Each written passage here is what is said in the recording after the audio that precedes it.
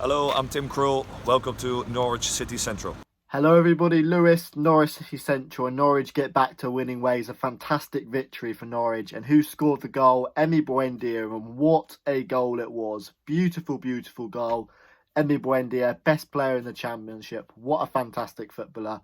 And it could be a very long January transfer window to see whether we keep hold of Buendia. But listen here, Arsenal fans, he's not going for 15 million. He's a phenomenal footballer, and I do wish Buendia stays. It's going to be very tough to keep hold of him, but I think Buendia may very well stay at Norwich because we're top of the table, playing really good football. He's clearly happy, and I'm just absolutely delighted. I'd love to hear your thoughts down below in the comment section on this game. It's been so many games of football. It's just been relentless, relentless, relentless. I mean, it's been hard kind of watching it all just because of the amount of football. So goodness knows what the players are thinking. But now we've got a couple of weeks break before the next Championship fixture, and Norwich City can sit really comfortably and in a really good position, playing great football. And yeah, if we keep the likes of Buendia, keep the likes of Krul, Aarons, then it does look like Norwich City could very much get promoted. Love to hear your thoughts down below. And before I get into the match review, I want to thank everyone for all the support. Released my first ever merchandise on YouTube after a few years. Released some mugs and some poster, and it's gone down really well. So thank you very much all for your very kind reception and your very kind words as well about the products. I really do appreciate it. And yeah, the link into my shop will be in the description if you fancy some Norwich City merchandise. But let's get into the game. And it was very weird to see a team press really high at Carrow Road. Barnsley, of course, coming off the back of some really good form. I think they've won 5 of their last 6 games. Barnsley have climbed to 8th in the table. And we played Cardiff a few weeks ago who were in really good form. So, you know, Norwich City are coming up against teams in good form against Carrow Road. We also had Watford, who had that new manager bounce. So Norwich City, you know, in terms of the context of the games, it's not been easy. And Barnsley played really, really well, particularly in that first half. Pressed us very high, tried to force us into a mistake, and they could have nearly scored in the 10th minute. Woodrove got in behind or got in behind 20 yards out, had a deflected shot, and it falls perfectly for the Barnsley players. About 12 yards out, only the keeper to beat. He really should score, but smashes against the crossbar. And it's a real let off for Norwich there. A bit of luck in terms of how the ball deflected into the Barnsley player, and then it hit the crossbar. And as I said, Barnsley were pressing us really high, and I do admire that. I do admire that style. Of course, if you press high up the pitch, you're more likely to win the ball back. You're more likely to win the ball in dangerous areas of the pitch. You can see why teams press high, but the weaknesses of pressing high, of course, is that it means you can potentially have a high line. It potentially means you can get exposed in behind, and that's what Norwich City did on several occasions. And I think the one criticism kind of on Norwich so far is they just need to be a little bit more clinical. Because they've got so much quality, but particularly defensively, they just need to be a bit more clinical. We had lots of chances in the first half. Rancic plays a nice ball into Pukki.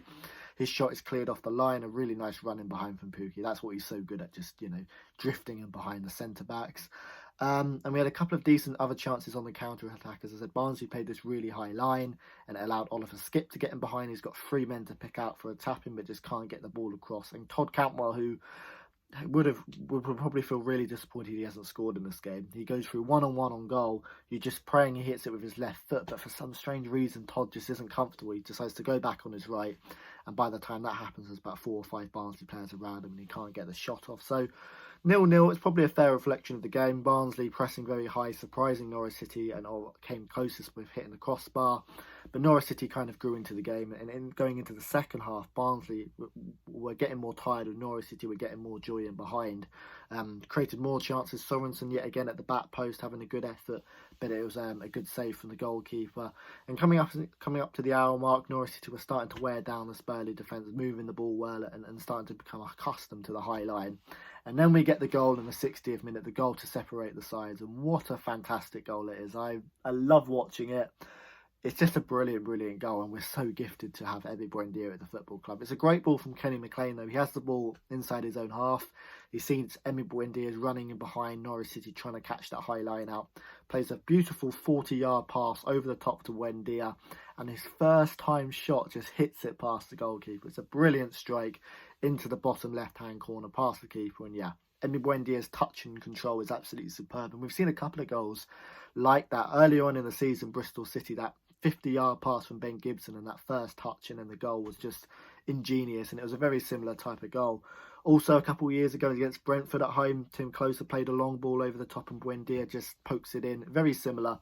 over the ball from Kenny McLean, and Buendia just guides it in. Lovely volley, lovely control, and Norwich City go 1-0 in front. And what I loved about this Norwich City performance is the control as well. Defensively, we looked absolutely brilliant. Tim Krul comes back in, which was a surprise. No one was really expecting Tim Krul to come back for this game, but he commanded his box well. And Ben Gibson in for Zinnerman. Just everything so much more calmer, assured. We look so much more in control. I'm so happy with Ben Gibson. I think that's one of the best bits of transfer business we did in the summer. And Ben Gibson and Hanley were absolutely excellent. Grant Hanley's maybe a little bit left to be desired in terms of heading from set pieces, but God, is he good in his own box. And then from that point, as I said, the only kind of criticism I think Mark Farke will probably have of the Norwich team and fans will is just they should have scored more goals and they should have killed off the game. Emi Buendia almost scored from a corner. I wouldn't be surprised if that went in. Buendia is just brilliant.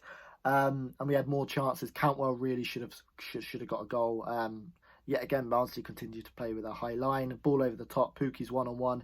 Tries to square it across to Cantwell. All Cantwell needs is a good first touch and he can roll the ball into the empty net, but it's a poor touch and the ball escapes him. Again, Pukki and Cantwell's combination work was good in the 87th minute. Cantwell ran through and goal, but his shot is well saved by the Barnsley player. And Barnsley didn't really have a shot in the second half until the very last kick of the game. Norwich City were assured. Norwich City looked comfortable, but God, Barnsley should have scored at the end, which Norwich City would have only had themselves to blame for missing so many chances. Norwich City should have won this game 3-4-0, and they were that good. And it's very funny actually because in the last game against QPR have the miss of the season with Samuel missing from a few yards, and the Barnsley player will be wondering how he hasn't scored. If that was Woodrow on the end of it instead of their centre back, it would have been a goal.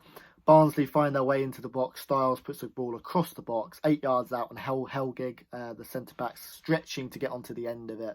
He gets on the end of it, but somehow he deflects it wide of the post. A really big sitter for Barnsley, and he'll be wondering how he hasn't scored at the end. But overall, Norwich City deserved the win. Defensively, we were excellent. We were really controlled, and Barnsley came to play football. They came to press high, but Norwich City really kind of were good at figuring that out and had lots of opportunities. I wonder if we actually had Onel, Hernandez or Poeta fit for the 90, we probably would have scored more because they were that high up the pitch and at times we did just lack that pace to get in behind. But overall, Norwich City were controlled defensively, created a lot of chances and behind, and of course Emi Buendia with an absolute magical goal. And it's going to be a long month, as I said. Arsenal have been linked strongly with him, and I'm sure a lot of clubs are going to be linked strongly with him, but unlike James Maddison, we don't have to sell Emi Buendia, and if Emi Buendia is happy here, comfortable here, then it'll be very hard for clubs to buy him. We've got no reason to sell Emi Buendia. It's as simple as that, unless he hands in a transfer request. And clubs are going to be looking surely at 30 million for him. He's that gifted of a player, and for me, without a doubt, the best player in the Championship. I'd love to hear your thoughts down below in the comment section.